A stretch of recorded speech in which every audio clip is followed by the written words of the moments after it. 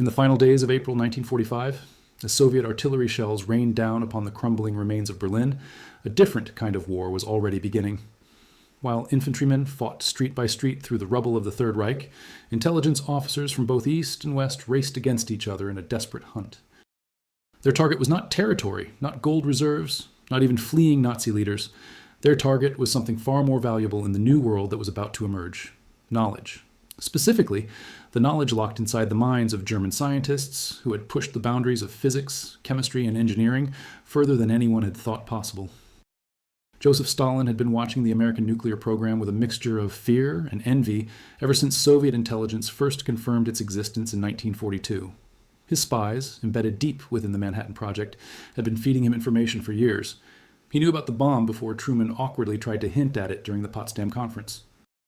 But knowing about a weapon and being able to build one yourself are very different things.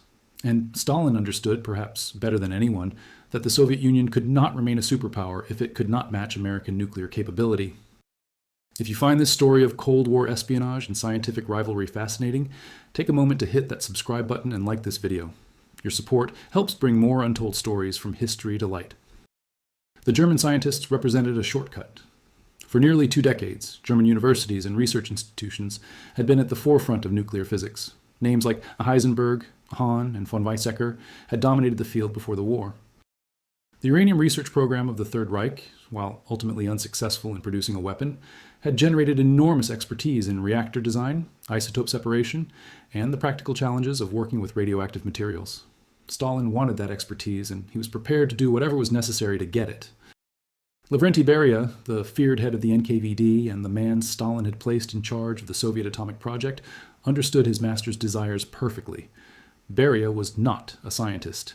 He was a creature of pure political survival, a man who had risen through the brutal machinery of Stalinist terror by being more ruthless, more cunning, and more willing to do the unthinkable than his rivals. But he recognized that in this new atomic age, scientists had become strategic assets as valuable as any army division. Perhaps more valuable. Armies could be rebuilt. The knowledge contained in certain minds could not be easily replaced. Beria had studied the reports from his agents in the West with growing concern. The Americans were far ahead in the atomic race. Their Manhattan Project had succeeded beyond anyone's expectations, producing not 1 but 2 different bomb designs and deploying them with devastating effect against Japan. The Soviet Union had its own atomic program, but it was years behind. Beria knew that Stalin would accept no excuses. Results were expected. Failure was not an option, and Beria was intimately acquainted with the consequences of failure in Stalin's Soviet Union. In the chaos of Germany's collapse, Soviet intelligence moved with remarkable efficiency.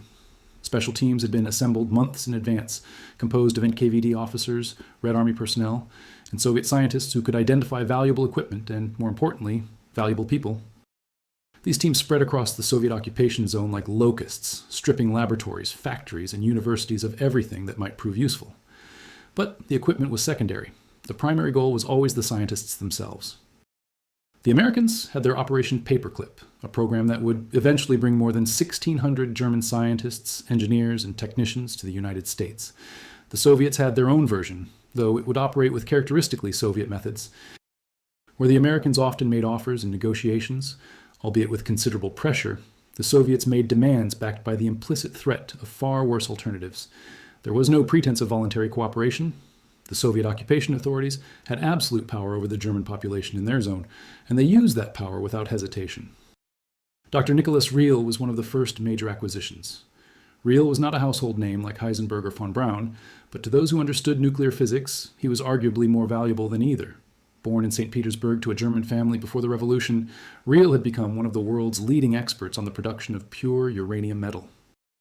He had run the Auer Company's uranium processing operations during the war and understood the practical industrial challenges of producing nuclear materials at scale. This was not theoretical knowledge. This was the hard-won expertise of someone who had actually built and operated uranium production facilities. When Soviet forces reached his facility in Oranienburg, north of Berlin, Riehl's fate was essentially sealed. The Soviets presented Riehl with what they characterized as an invitation to continue his work in the Soviet Union.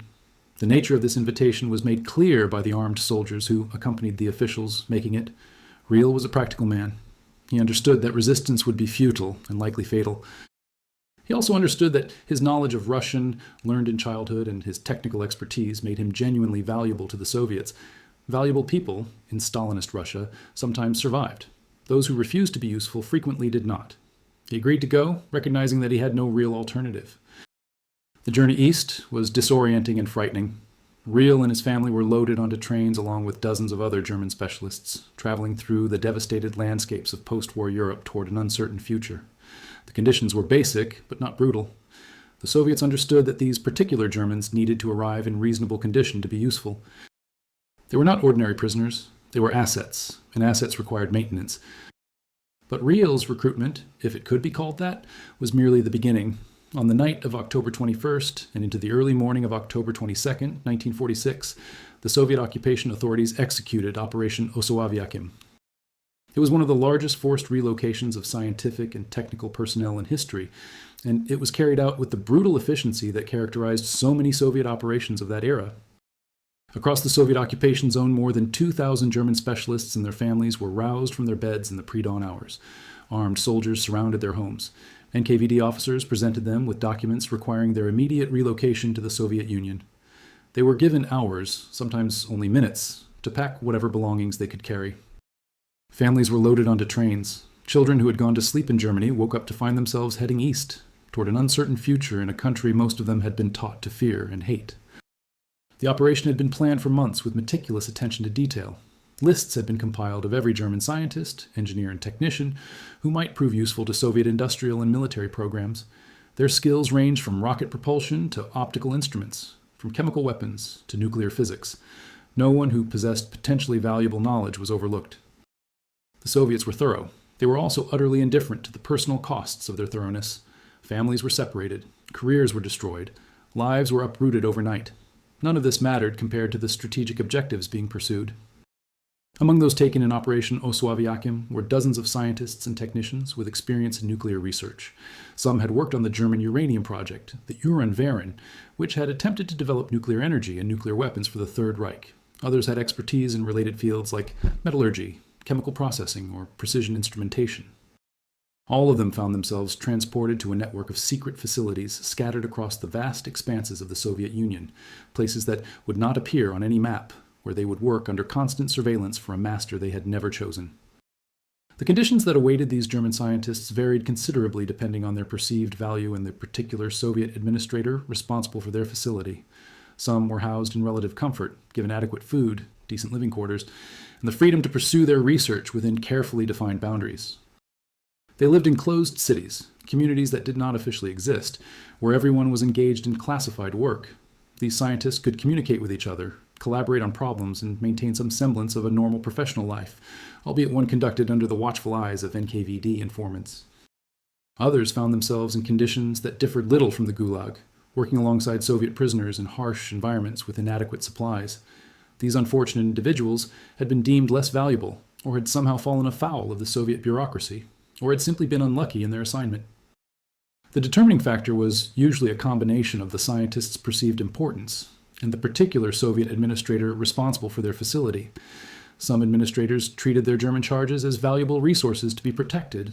Others viewed them as enemies to be exploited and discarded. Stalin received regular reports on the progress of the atomic project and the contributions of the German scientists. He was suspicious by nature, his paranoia honed by decades of political struggle and reinforced by his absolute power. His suspicion extended to everyone involved in the program.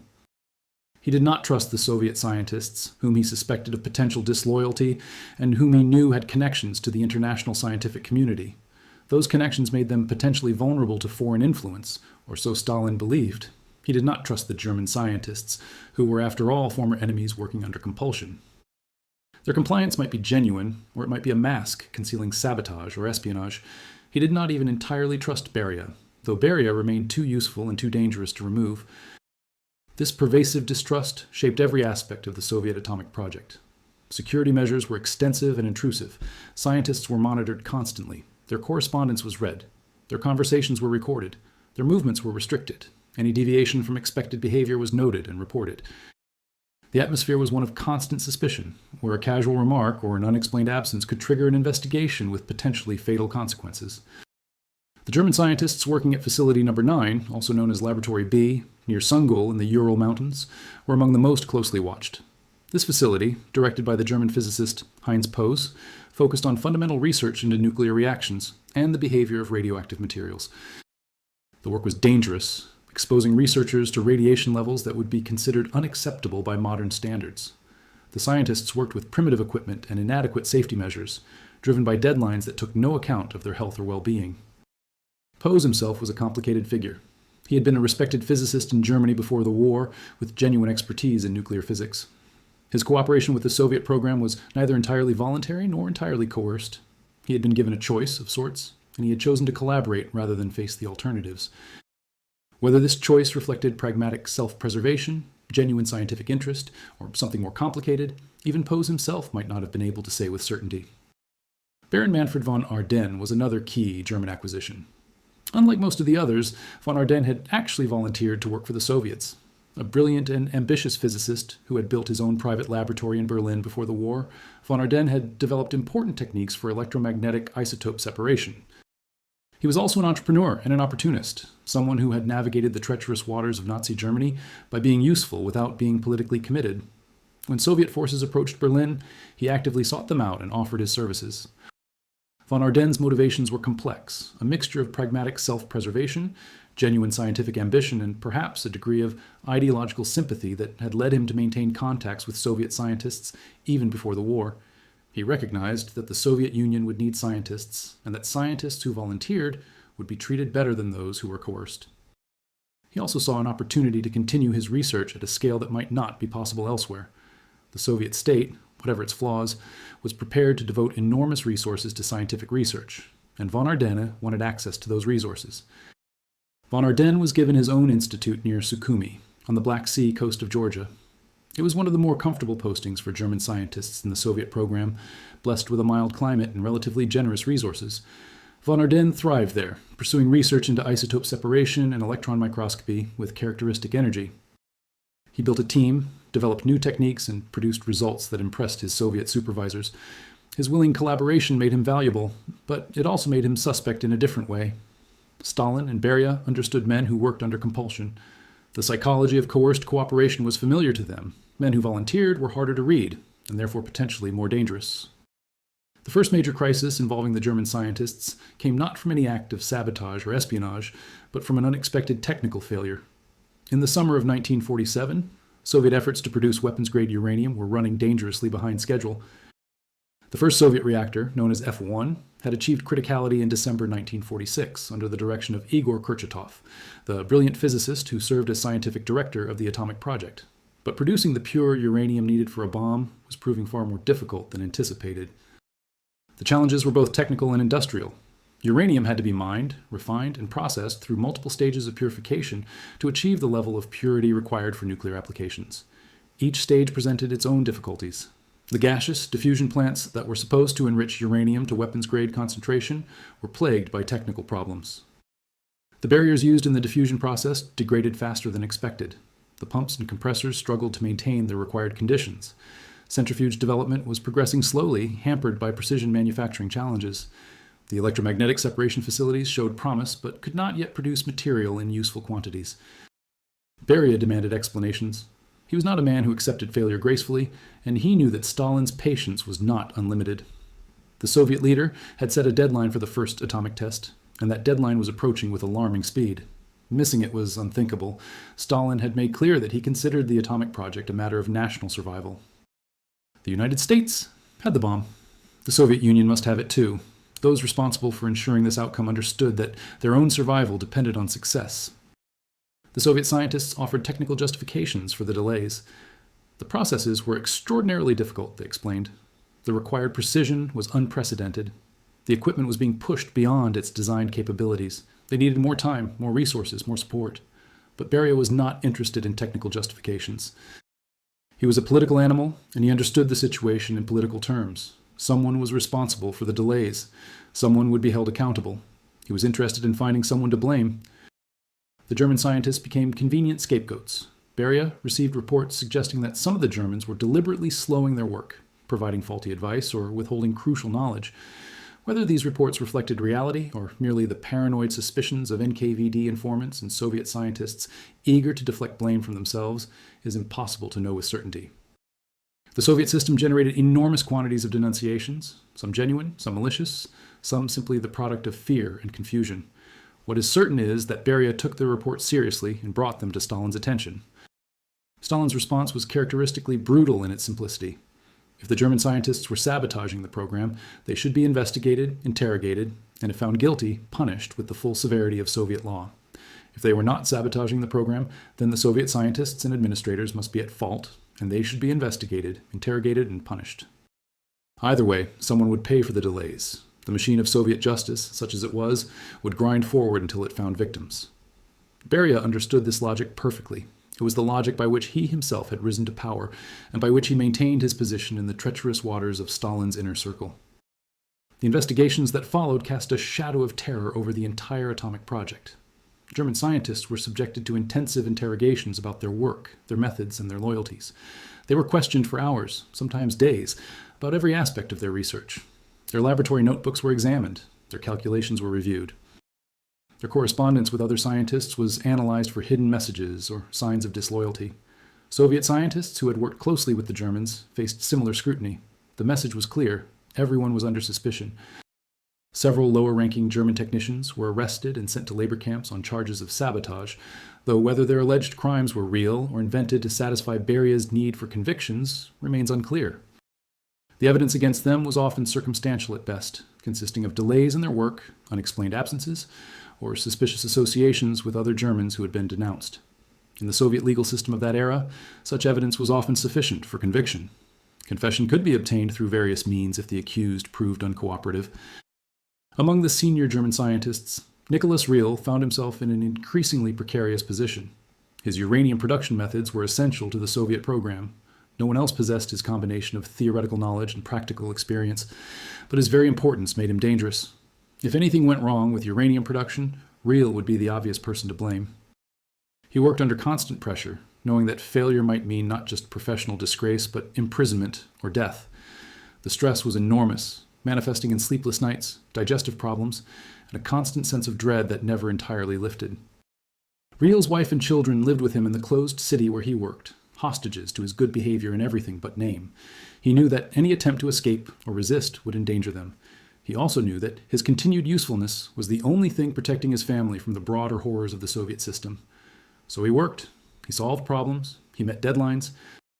He did everything in his power to make himself indispensable, because indispensability was his only defense. The breakthrough, when it came, emerged from an unexpected quarter. Soviet intelligence had been running Klaus Fuchs, a German-born British physicist who had worked at Los Alamos, as a source since 1941. Fuchs was a committed communist who believed that sharing nuclear secrets with the Soviet Union was necessary to preserve global peace. He had provided an enormous amount of technical information about the American bomb program, including detailed specifications of the plutonium implosion device that had destroyed Nagasaki. But the full implications of Fuchs's intelligence were not immediately apparent to the Soviet scientists trying to interpret it. The problem was partly one of trust and partly one of comprehension. Soviet scientists were suspicious of intelligence that seemed too good to be true. They worried that the information might be disinformation, designed to lead the Soviet program astray. They also struggled to understand some of the technical details, which were written in the specialized language of American nuclear physics, and assumed background knowledge that Soviet scientists did not always possess. The result was that Fuchs's intelligence was not utilized as effectively as it might have been. In 1948, as pressure on the atomic project intensified, Soviet scientists returned to Fuchs's reports with fresh eyes. Working through the technical details with greater care, they began to recognize how much they had missed in their initial analysis. The information Fuchs had provided was not just theoretically interesting. It was a practical roadmap for building a working weapon. With this clearer understanding, progress accelerated dramatically. The role of the German scientists shifted as Soviet understanding improved. Where before they had been essential sources of expertise, they now became supplementary contributors to a program increasingly driven by Soviet scientists working from American designs obtained through espionage. This shift had complex implications for the Germans. On one hand, their reduced centrality meant reduced scrutiny and reduced danger.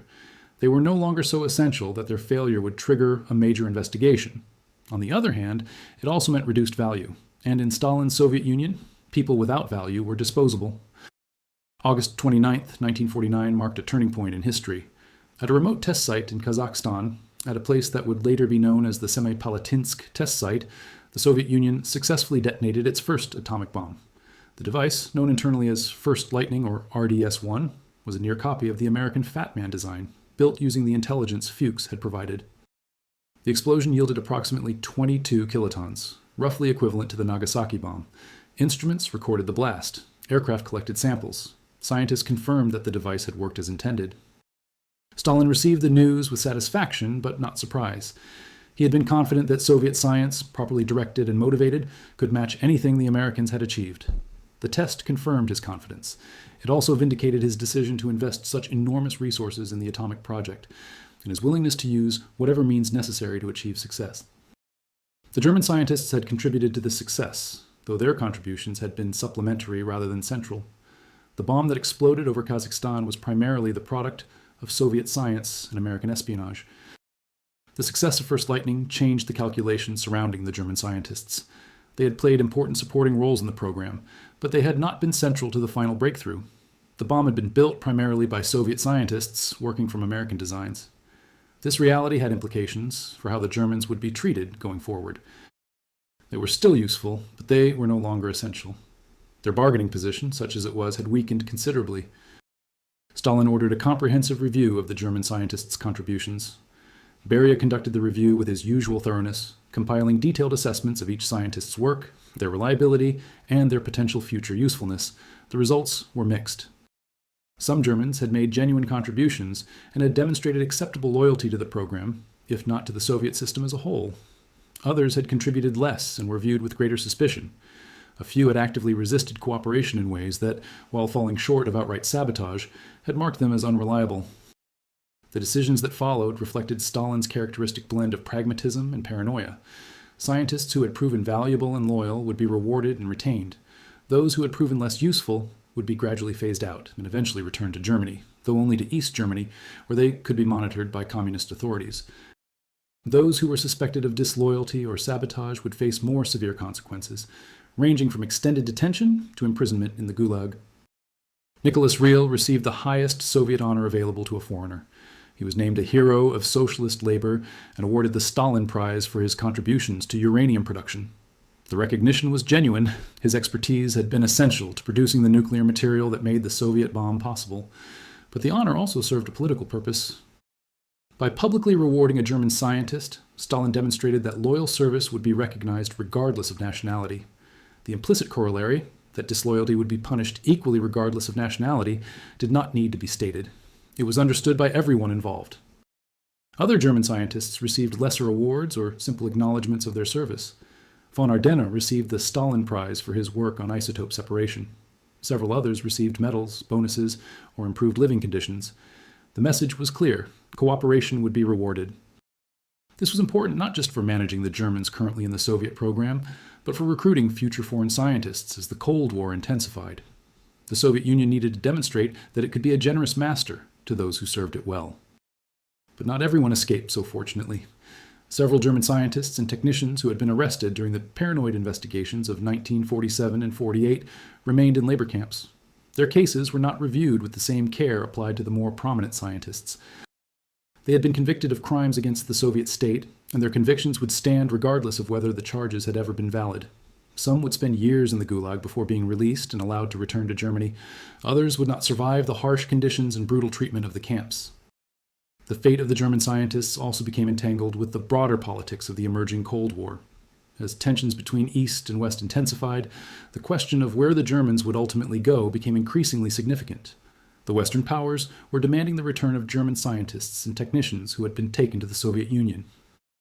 They argued that the forced relocations violated international law and basic human rights.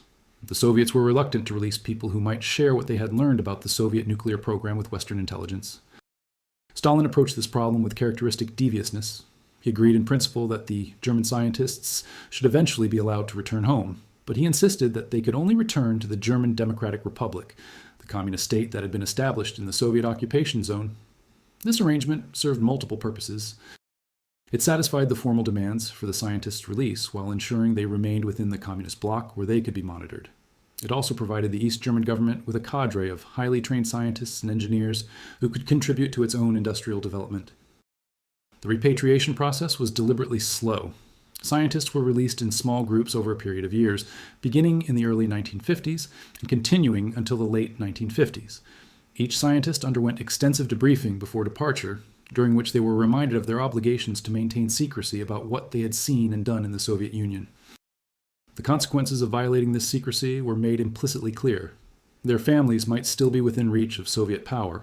Their former colleagues remained in Soviet hands. Discretion was not merely advisable, but essential for their continued safety. Some scientists, like Riel, were held longer than others. Despite his Hero of Socialist Labor Award, or perhaps because of it, Riel was considered too valuable and too knowledgeable to release quickly. He remained in the Soviet Union until 1955, a full decade after the war's end.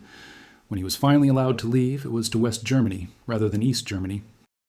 His case was exceptional, the result of complex negotiations in which his expertise became a bargaining chip between East and West. Riel's debriefing by Western intelligence after his return provided one of the most detailed accounts of the German scientists' experience in the Soviet nuclear program. He described the working conditions, the surveillance, the constant pressure, and the terror that had pervaded the program during its most intense phases. He also acknowledged the genuine scientific achievements of his Soviet colleagues and the impressive resources that had been devoted to the atomic project. His account was balanced, neither condemning nor excusing the Soviet system that had held him for a decade. The story of the German scientists in the Soviet nuclear program reveals much about Stalin's approach to science and technology. He viewed scientists as tools to be used, resources to be exploited, and potential threats to be monitored. His suspicion extended to everyone, regardless of their contributions or their apparent loyalty. The terror that he had used to consolidate political power was applied with equal ruthlessness to the scientific establishment. Scientists who failed to produce results faced the same consequences as anyone else who disappointed Stalin: investigation, imprisonment, and sometimes death. Yet for all its brutality, Stalin's approach achieved its primary objective. The Soviet Union developed nuclear weapons far more quickly than Western analysts had predicted, closing the American nuclear monopoly within 4 years of Hiroshima. The German scientists contributed to this achievement, though their contributions were ultimately less central than those of Soviet scientists working from stolen American designs. The real significance of the German scientists may have been not what they accomplished, but what their presence revealed about the Soviet system's willingness to use any means necessary to achieve strategic objectives. The legacy of Operation Osoaviakhim and the subsequent exploitation of German scientific talent continued to influence Cold War dynamics for decades. The scientists who returned to East Germany brought with them knowledge and experience that contributed to the development of East German industry. Some continued to work in sensitive fields, their careers shaped by the years they had spent in the Soviet program. Others sought to put the experience behind them, pursuing research in areas unconnected to weapons development.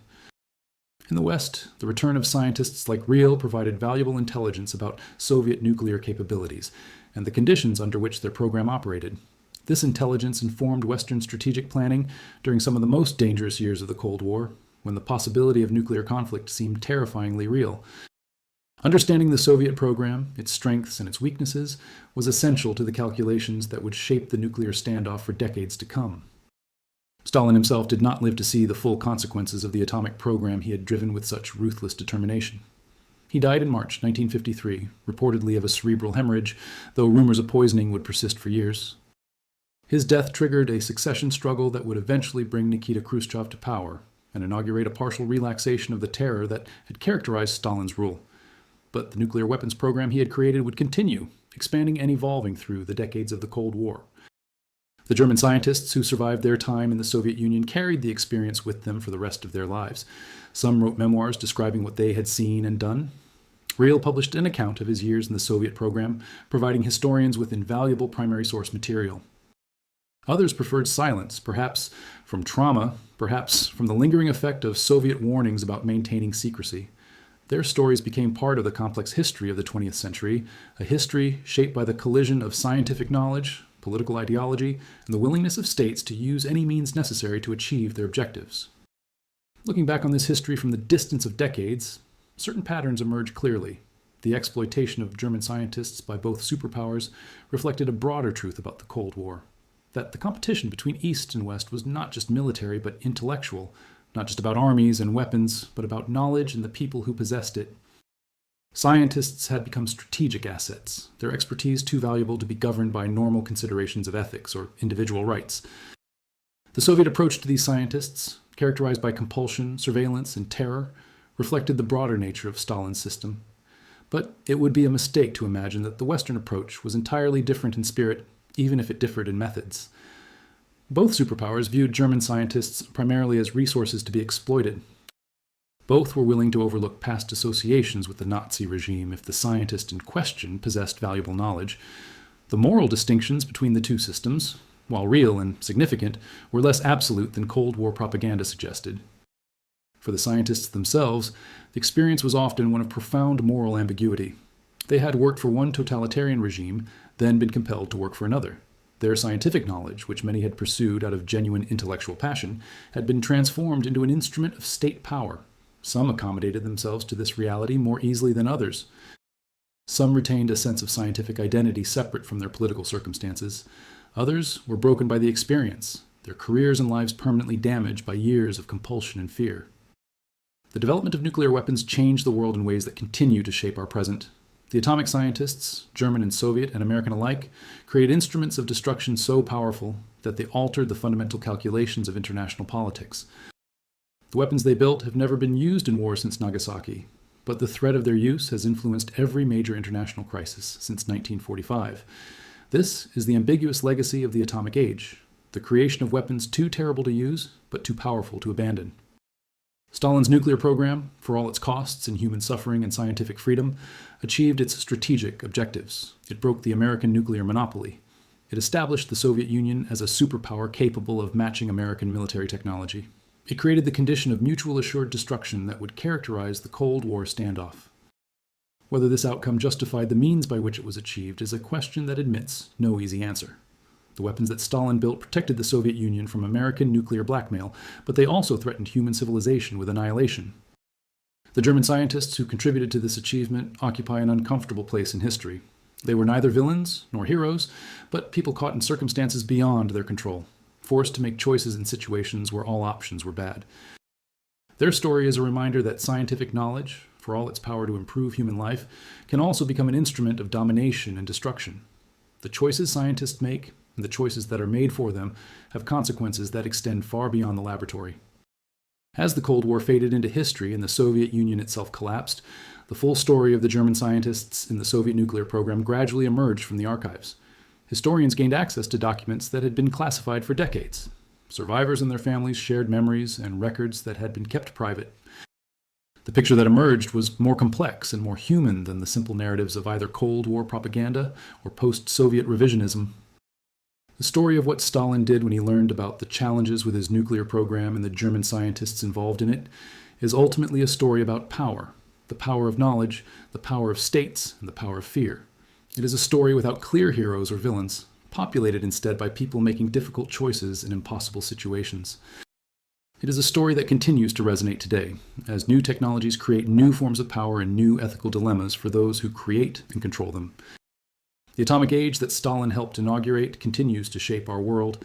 The weapons built by scientists working under his direction, and the weapons built in response by the other nuclear powers, still exist in arsenals around the world. The fundamental problem they represent, the possibility of human extinction through human action, remains unsolved. The story of the German scientists in the Soviet nuclear program is one chapter in this larger history, a chapter that illuminates both the human capacity for scientific achievement and the human capacity for cruelty and exploitation. Understanding this history matters not just for its own sake, but for what it reveals about the relationship between science, power, and human values. The choices made by scientists, by political leaders, and by ordinary people in the atomic age continue to shape the choices available to us today. The lessons of that era, about the dangers of unchecked state power, about the moral responsibilities of scientists, about the consequences of treating people as mere instruments, remain relevant as we face new technological challenges and new ethical dilemmas. The German scientists who were caught up in Stalin's nuclear program did not choose their fate. They were swept up by historical forces beyond their control, their lives and careers shaped by the decisions of powerful men pursuing objectives they did not share. Their experience serves as a reminder that even in an age of individual rights and human dignity, the powerful can still treat people as resources to be exploited. It serves as a warning about what can happen when scientific knowledge becomes a strategic asset and scientists become pawns in great power competition. This is the story of Stalin and the German scientists, a story of science and power, of coercion and collaboration, of achievement and suffering. It is a story that deserves to be remembered, not because it offers easy lessons or comfortable conclusions, but because it illuminates truths about human nature and human society that remain relevant today. The atomic age began in the laboratories and test sites of the 1940s, but its implications continue to unfold in our present moment. Understanding how we got here is essential to navigating where we go next. The scientists who built the first atomic weapons, whether working for the United States or the Soviet Union, whether by choice or compulsion, changed the world forever. The German scientists who found themselves in Stalin's nuclear program were part of this transformation, their knowledge and expertise contributing to an outcome whose full significance they could not have foreseen. Their story is one thread in the larger tapestry of 20th century history, a thread that connects the collapse of Nazi Germany to the nuclear standoff of the Cold War to the world we inhabit today. As we reflect on this history, we are reminded that the choices made in moments of crisis can have consequences that extend far beyond the immediate circumstances. The decisions made about the German scientists in the chaos of 1945 and 46 shaped the nuclear arms race for decades to come. The weapons programs those decisions enabled continue to influence international relations in our own time. The ethical questions those decisions raised about the relationship between scientific freedom and state security remain unresolved. The story of what Stalin did when he learned about the German scientists in his nuclear program is, in the end, a story about the human condition in an age of unprecedented technological power. It is a story about the tension between individual conscience and institutional demands, between scientific truth and political expediency, between human dignity and state necessity.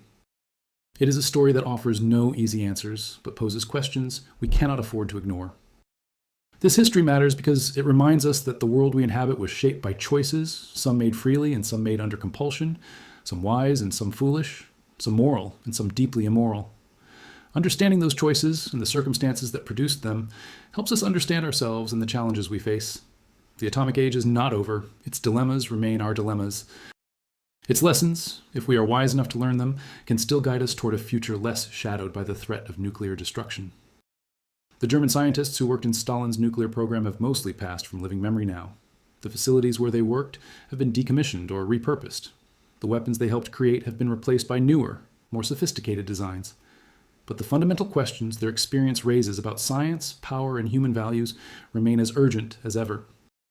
In confronting those questions honestly, we honor their memory and take responsibility for the world their work helped create. This is the true legacy of Stalin's nuclear program and the German scientists who contributed to it. Not just the weapons they built or the strategic balance they altered, but the questions they force us to confront about who we are and what kind of future we want to create. Those questions will not go away. They demand answers from every generation, including our own. The story of the German scientists and the Soviet nuclear program is part of our collective history, a history that continues to shape our present and will influence our future for as long as nuclear weapons exist. In the archives of history, in the memories of survivors, in the ongoing debates about nuclear weapons and scientific responsibility, the story of Stalin and the German scientists lives on. It is a story of human beings caught in forces beyond their control, making choices whose consequences extended far beyond their own lives. It is a story that deserves to be told, not because it celebrates heroism or condemns villainy, but because it illuminates the complex moral landscape of the modern age. That landscape remains our landscape. Those challenges remain our challenges. The history of the atomic age, in all its triumph and tragedy, is our history too. The methods Stalin employed to control his nuclear program reflected his broader approach to governance: absolute control, pervasive surveillance, and the constant threat of punishment for failure or disloyalty. The German scientists experienced this system firsthand, learning to navigate its dangers while trying to maintain their scientific integrity and personal survival. Their experience offers a window into the functioning of Stalinist totalitarianism at its most intense and paranoid. The scientific facilities where the Germans worked were microcosms of the Soviet system as a whole. They combined genuine achievement with brutal repression, technical sophistication with political terror. Scientists who made breakthroughs were celebrated and rewarded. Scientists who failed, or who were perceived to have failed, faced investigation and punishment. The line between success and failure was often unclear, determined as much by political factors as by scientific results. The psychological impact of this environment on the German scientists was profound. Many developed coping mechanisms to deal with the constant stress and uncertainty. Some threw themselves into their work, using scientific focus as a refuge from the political dangers surrounding them. Others became adept at the political maneuvering necessary to survive in Stalin's system, learning when to speak and when to remain silent, when to volunteer and when to hang back. The relationships between German and Soviet scientists were complex and varied. Some Soviet scientists resented the Germans, viewing them as interlopers who had been given resources and status that should have gone to Soviet citizens. Others appreciated the Germans' expertise and formed genuine professional and even personal relationships with them. The German scientists, for their part, had to navigate these attitudes while remaining useful enough to be protected and harmless enough not to be perceived as threats. The role of Beria in managing the atomic project and the German scientists cannot be overstated. As head of the NKVD and later the broader security apparatus, Beria held the power of life and death over everyone involved in the program. His relationship with the scientists was purely instrumental. He cared nothing for their well-being or their scientific achievements, except insofar as they contributed to his own political standing. When results were achieved, he claimed credit. When problems arose, he found scapegoats. Beria's management style combined technical ignorance with political cunning. He did not understand the science, but he understood power. He surrounded himself with technical advisors who could translate scientific issues into terms he could grasp, and he made decisions based on his assessment of political risks and rewards. This approach had both advantages and disadvantages for the program. It provided resources and protection from other branches of the Soviet bureaucracy. It also created an atmosphere of fear that sometimes impeded scientific progress. The transition from war to Cold War created new pressures and new opportunities for the atomic program. The immediate urgency of catching up to the Americans gave way to the longer-term challenge of maintaining and expanding nuclear capability. The German scientists' role evolved accordingly. Those with expertise in weapons design continued to be valuable as the Soviet Union developed more sophisticated bombs. Those with expertise in other areas were gradually redirected to civilian nuclear programs or released to return to Germany. The question of what to do with the German scientists once they were no longer needed was a persistent concern for Soviet planners. They possessed knowledge of Soviet nuclear facilities, research methods, and capabilities that would be extremely valuable to Western intelligence. Releasing them to the West was unthinkable. Keeping them indefinitely in the Soviet Union was expensive and politically awkward. The compromise solution, releasing them to East Germany where they could be monitored by communist authorities, satisfied no one fully, but avoided the worst outcomes from the Soviet perspective. The scientists who returned to East Germany found themselves in a strange limbo. They were back in their homeland, but it was a homeland transformed beyond recognition. The Germany they had left in 1945 or 46 no longer existed. In its place were two hostile states divided by ideology and increasingly by physical barriers. Their years in the Soviet Union had made them suspect to Western intelligence, but their German nationality and their obvious reluctance to embrace communism made them suspect to East German authorities as well. Some of the returning scientists tried to rebuild academic or industrial careers in East Germany. A few succeeded in establishing themselves as respected figures in their fields, their Soviet experience gradually fading into the background. Others found that the Soviet experience followed them, limiting their opportunities and shaping how they were perceived by colleagues and authorities. A small number managed to escape to the West, where their knowledge of the Soviet nuclear program made them valuable to intelligence agencies, but also complicated their integration into civilian life. The long-term impact of the German scientists on the Soviet nuclear program is difficult to assess precisely. Their contributions were real, but were overshadowed by the intelligence obtained from sources like Klaus Fuchs and by the achievements of Soviet scientists working independently. What is clear is that the Soviet approach to acquiring and exploiting German scientific talent worked, in the narrow sense that it contributed to the rapid development of Soviet nuclear capability. Whether the same results could have been achieved through less coercive means is impossible to know. The ethical questions raised by the German scientists' experience remain relevant today. What obligations do scientists have to refuse participation in weapons programs? What rights do states have to compel scientific work in the name of national security? How should scientists navigate situations where their expertise is demanded by political authorities they do not support? These questions have no easy answers, but they cannot be avoided by anyone who works in fields with potential military applications. The story of Stalin and the German scientists also illuminates the complex relationship between scientific research and political power. Science advances through free inquiry, open debate, and the sharing of knowledge across national boundaries. The Soviet system, with its emphasis on secrecy, control, and suspicion, was in many ways antithetical to these values.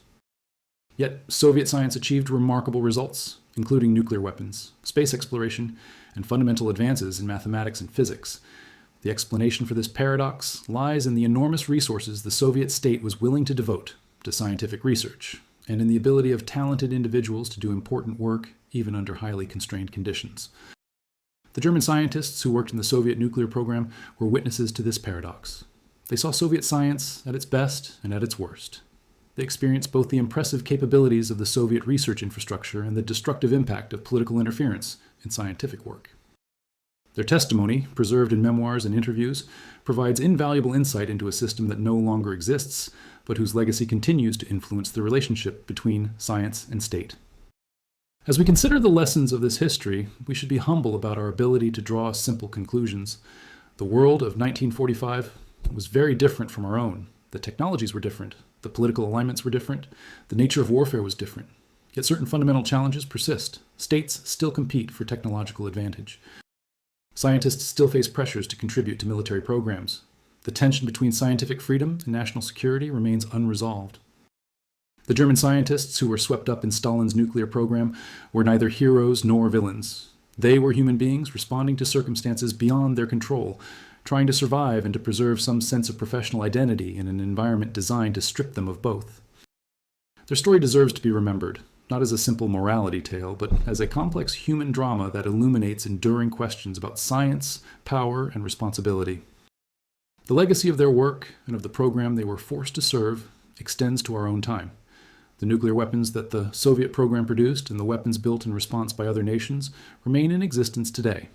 The possibility of nuclear war, though perhaps less immediate than during the darkest days of the Cold War, has not been eliminated. The fundamental challenge of living with weapons capable of destroying human civilization remains unsolved. In reflecting on this history, we are reminded that the decisions made by one generation create the circumstances faced by the next. The choices made about nuclear weapons in the 1940s and 50s shaped the world inherited by subsequent generations. The choices we make today about nuclear weapons and about new technologies with equally transformative potential will shape the world inherited by those who come after us. Understanding the history of the atomic age, including the story of the German scientists in Stalin's nuclear program, is essential to making those choices wisely. This is ultimately a story about the intersection of human ambition and human suffering, of scientific achievement and political brutality, and of individual lives caught up in forces far larger than themselves. It is a story that defies simple categorization and resists comfortable conclusions. But it is a story that must be told and retold because it speaks to questions that remain urgent and because the people who lived through it deserve to be remembered. Their experience, for all its darkness, illuminates truths about human nature and human society that we cannot afford to forget. The atomic age that Stalin helped inaugurate continues, and the questions raised by the German scientists' experience continue with it. As long as nuclear weapons exist, as long as states compete for technological advantage, as long as scientists face pressures to serve political masters they did not choose, the lessons of this history will remain relevant. Understanding what happened to the German scientists in Stalin's nuclear program is not just an exercise in historical curiosity. It is an essential part of understanding the world we live in and the choices we face.